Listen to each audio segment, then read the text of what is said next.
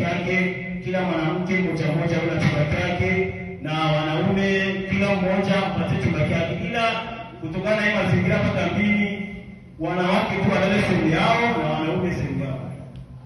Ndugu zangu Waislamu, Allah na mitume wake Allah subhanahu wa ta'ala kalizungumzia sana hili jambo na akatoa mfano sana katika Qur'an kuhusu hili jambo la kuwanasihi na kuwashauria watoto.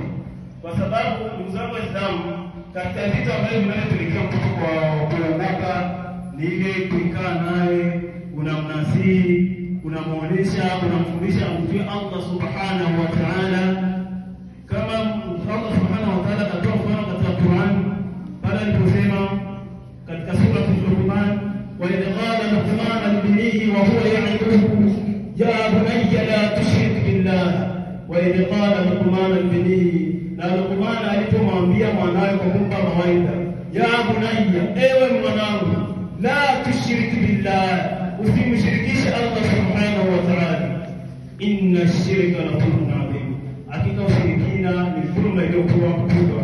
Ndugu zangu Waislamu, Luqman ambaye ni nabii wa Allah subhanahu wa ta'ala, mitume, manabii walikuwa wakikaa wakiwanasihi, wakiwashauria, kama vile Luqman alimshauria mtoto wake asimshirikishe Allah subhanahu wa ta'ala.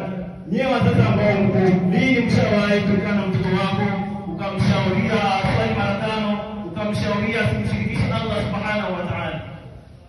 Lakini bahati mbaya unakuta wazazi wengi unakuta nao wasali, watawashauria dini watoto wao, wao wenyewe hawasali.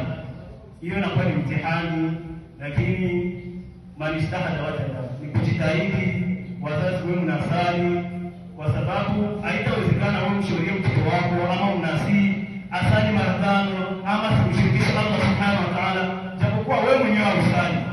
Mtoto anaona kama laana, anaona kama ni mchezo.